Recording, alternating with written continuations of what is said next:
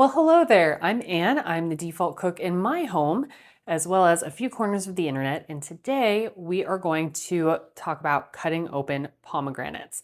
Now, these are from the store. My mother used to have a friend with a pomegranate tree, and I got so many pomegranates from them when they did, but they moved. And so now I have to get them at the grocery store again, like most people. The way we're going to start is first, we're going to rinse our pomegranates. Spoiler, I did that. And then we're going to go around the flowering end and cut not all the way through, but all the way around. Then we're just going to pop that off.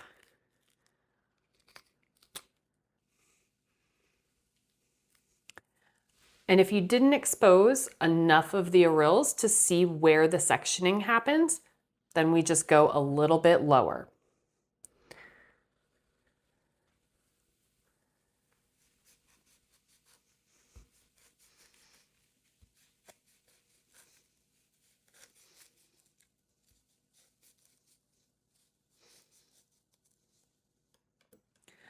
So you can see if you don't go low enough, you kind of get like that flower bud and you're still seeing mostly pith at the top. I initially just got these two sections. I kind of wanted to cut it a little shy to show you that. And it's not a big deal. You just go around again and then peel that off. And now we can see where our segments are. So where these lines are in between, we're going to just take our paring knife and follow those as guides all the way down. Equipment-wise, we're going to need our paring knife, a cutting board, and a bowl of water. You can optionally use a colander.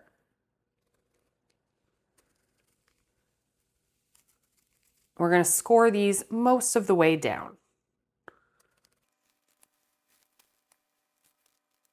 So when my mom's friend had that tree, we got so many pomegranates, and I tried all of the methods, the wooden spoon, all of the methods. This is my favorite. I think it's the easiest. And we can do this over our bowl of water in case we spill, but once we have our segments segmented out, we're just going to pop them out. Kind of open the arils. Open the sections. Some of the arils will start falling into the water right away. We want this to be chilled or room temperature water. You don't want to be putting this in warm water because that isn't as great for the fruit. And we can put the whole thing in the water. If you get sections where like most of everything came out, you can just kind of pop those last couple of arils out. And that's how we're going to pop these, is with our thumbs gently. And we'll discard any of the pith. And don't worry about eating the white. It doesn't taste good, but it's fine. It's not like it's going to be bad for you. So that section is done. And we're just going to continue around in the water and pull these out.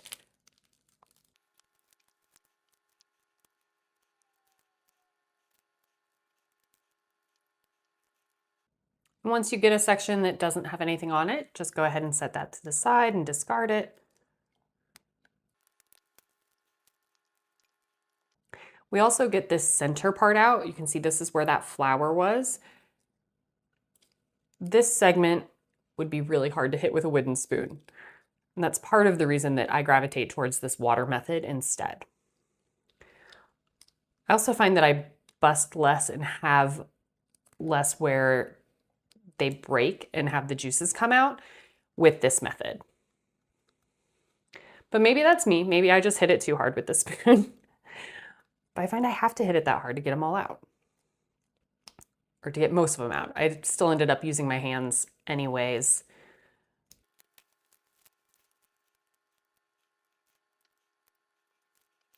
I do find, so taking this section, you can kind of peel it back, and that'll expose a lot of the arils, and a bunch of them will come off really easily. It's those last few that take an extra minute to get out.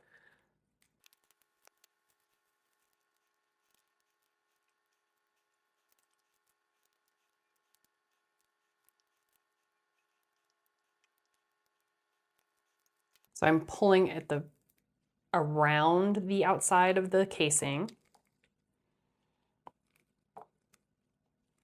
And then just kind of rolling my thumb to get these. And you can do this underwater as well. I'm just kind of doing it out of the water to show you, because I think you can see my hands a little bit better outside of the water. Oop, rogue.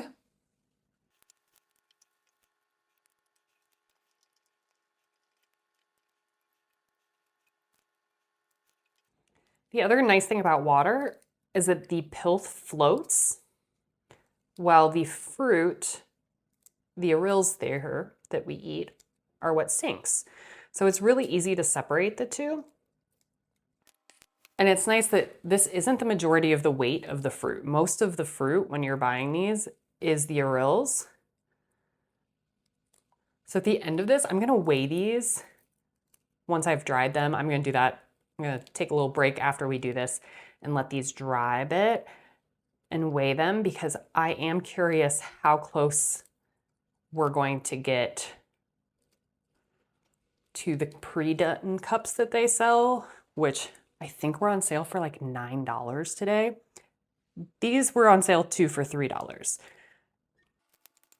Don't get me wrong, I love convenience. I love some pre-done stuff sometimes, especially in the freezer section where you the cost to increase to have, you know, broccoli florets pre-chopped for you is negligible, if any. But the difference between getting the arils out yourself versus not on pomegranates is substantial. And if you have any bits of pith that are kind of still sticking to the pomegranates, like this one here, you can see there's a little bit of white here. That'll just pop off. But just running our fingers through these, obviously wash your hands before starting. I did, I promise. We'll kind of move a lot of that off there. We don't want to be too rough because we don't want to burst the arils. But just some gentle motion there will shake off some of the pith that sticks to some of these. And there we go. The last thing we're going to need equipment-wise is a towel. You can use paper towels as well. I don't recommend using white because the arils can stain your towels. These ones are a little aged and have seen some wear, so I do not mind if they get a few stains on them. And this is where I said you can use a colander as well. When I mentioned that colanders are optional at the beginning, you can use them to scoop the pith out by just dipping the colander into the top, or you can use them just to strain everything and get your arils out of the water. I'm gonna dump the rest of this in the sink real quick and just use my hand as a colander. Didn't get that last bit of water out of there because I didn't want to lose any of these to the sink. I suppose I should have just gotten out the colander. One thing you'll learn about me if you spend any time on this channel is that I hate doing extra dishes. And so I tend to avoid using things that are optional unless they are very small and fit in my dishwasher very easily. And it's about 50-50 on whether or not I regret that choice and go, man, washing that would have been less work than avoiding it. There we go. We're gonna let these dry and then I will be back to weigh them in a bit. Alrighty, while those dried, I went ahead and did a second one. And we are going to weigh our arils and see how much we got out of one pomegranate. So I'm gonna tear this with the dish on it. I did line this dish with a bit of paper towel. That'll help make sure that these stay dry and last longer. Here, can you see that? Can you see the ounces? 0 ounces there.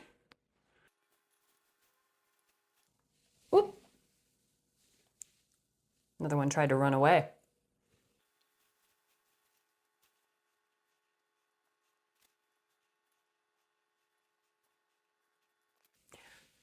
So I'm getting just over 7 ounces on this, 7.15, and that's almost 8 ounces, so almost 1 container of the pack that is sold as a 2-pack at my local grocery store of these arils pre-done like this is $9, which is $4.50 a pack. This pomegranate was $1.50 and I got almost as much.